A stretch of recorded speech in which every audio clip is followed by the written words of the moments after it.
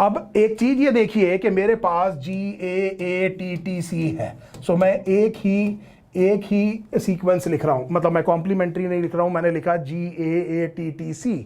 सो हमें यह पता है कि डीएनए केवल 4 बेसिस से लिखा है बेटे ATGC।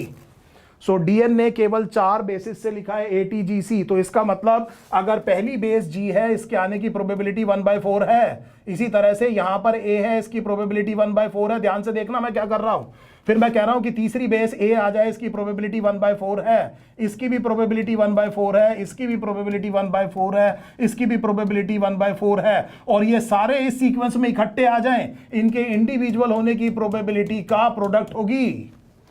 सो इनके इंडिविजुअल होने की प्रोबेबिलिटी का प्रोडक्ट होगी। तो हमसे क्वेश्चन ये पूछा जा रहा है कि एक डबल स्ट्रैंडेड डीएनए में कितने बेसिस होने चाहिए कि उसमें एक बार कम से कम GATTC आ जाए रूल ऑफ प्रोबेबिलिटी से। सो अगर आप इसको मल्टीप्लाई करेंगे तो ये मेरे ख्याल से 4096 या 4092 कुछ आता है। सो दिस वुड बिकम 4092 और 96। बेटे एक बार मल्टीप्लाई करके देख लेना।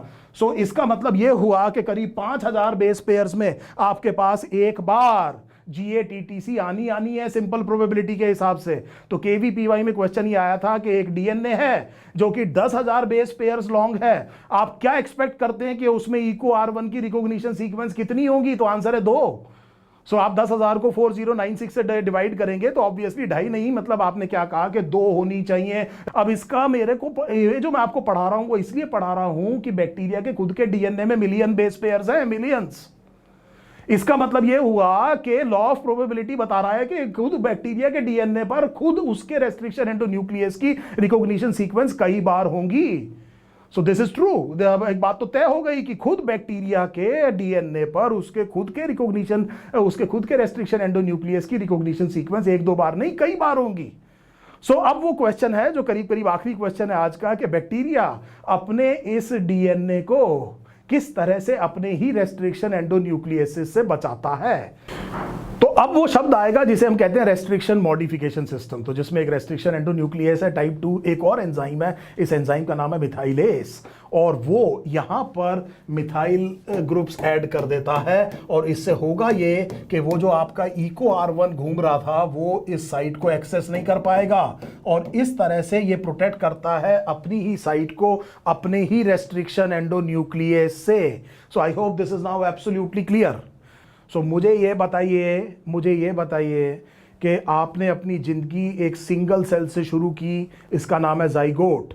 सो जाइगोट एक डिप्लॉयड सेल है, हम सब ने अपनी ज़िंदगी एक सिंगल सेल से शुरू करी, और मेरी बॉडी में करीब 50 ट्रिलियन सेल हैं, और वो ज़्यादातर जो है बेटे इसी जाइगोट के बिल्कुल फेथफुल डीएनए रेप्लिकेशन है। तो हम ये कह सकते हैं कि केवल गैमेट्स को छोड़ दीजिए, अदरवाइज जितने भी सेल्स हैं सब जेनेटिकली आइडेंटिकल हैं। सो मुझे ये बताइए फिर हम अलग अलग काम कैसे कर रहे हैं।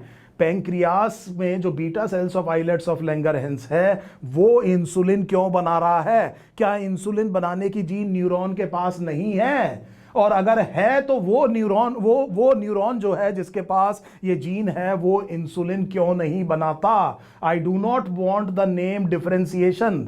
मैं डिफरेंशिएशन नहीं जानता, मैं आपको डिफरेंशिएशन ही बता रहा हूं। मुझे इसका मॉलिक्यूलर बेसिस बताइए, ये बताइए कि किस तरह से ये अचीव किया जाता है। I do not want the word differentiation.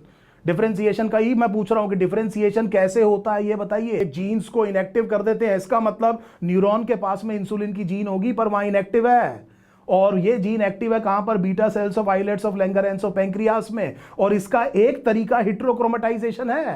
हिट्रोक्रोमेटाइजेशन, जिस जगह आप चाहते हैं कि ट्रांसक्रिप्शनली इनएक्टिव कर दिया जाए क्रोमेटिन को, उस एरिया को आपने क्या कर दिया? हिट्रोक्रोमेटाइज कर दिया। आरएनए पॉलीमरेज प्रमोटर तक नहीं पहुंच पाएगा, that is the initiation of transcription, और ट्रांसक्रिप्ट नहीं बनेगा तो जीन एक्सप्रेस नहीं करेगी। This is very very simple method जिससे जीन्स को इनएक्टिवेट किया जाता है। यही वो वजह है जो क्रोमोसोम सेल साइकिल और सेल डिवीजन में दिखाई देते हैं। जीन एक्टिव है, इसका मतलब क्या है? What is meant by that the gene is active? Gene क्या हो रही है बेटे? ट्रांसक्राइब हो रही है, ट्रांसलेट हो रही है कि नहीं हो रही है? राइबोसोम की प्रॉब्लम भी तो हो सकती है बच्चे, इसमें जीन की क्या प्रॉब्लम है? सो हमने ये कहा कि अगर जीन ट्रांसक्राइब हो रही है तो हम ये कहेंगे कि एक्टिव है। जीन एक्टिव है, एक्टिवली क्या हो रही है बेटे, ट्रांसक्राइब। और ट्रांसक्रिप्शन कौन करता है, आरएनए पॉलीमरेज। और आरएनए पॉलीमरेज ट्रांसक्रिप्शन की शुरुआत कैसे करता है, याद कीजिए प्रमोटर सीक्वेंस, उसमें एक पर्टिकुलर सीक्वेंस होती है, उसको जाकर के बाइंड करता है। अगर आपने प्रमोटर को मिथाइलेट कर दिया तो वो बाइंड नहीं कर पाएगा, जीन क्या हो गई बेटे, इनएक्टिव हो गई, ट्रांसक्रिप्ट नहीं बनेगा। सो हेटेरोक्रोमेटाइजेशन हो गया और जीन को आपने मिथाइलेट कर दिया, आपने प्रमोटर को मिथाइलेट कर दिया और आपने इनिशिएशन ऑफ ट्रांसक्रिप्शन जिसमें आरएनए पॉलीमरेज आइडेंटिफाई करके बाइंड करता है, वहां पर आपने उसको रोक दिया। इसके इस्तेमाल यस हम ओपरन में करेंगे और यही काम रिप्रेसर प्रोटीन करता है बेटे, यही काम रिप्रेसर प्रोटीन करता है। अब आप समझ पा रहे हैं मॉलिक्यूलर बेसिस ऑफ इनहेरिटेंस के सारे कंसेप्ट कि किस तरह से सारे कंसेप्ट एक दूसरे के साथ में इंटरलिंक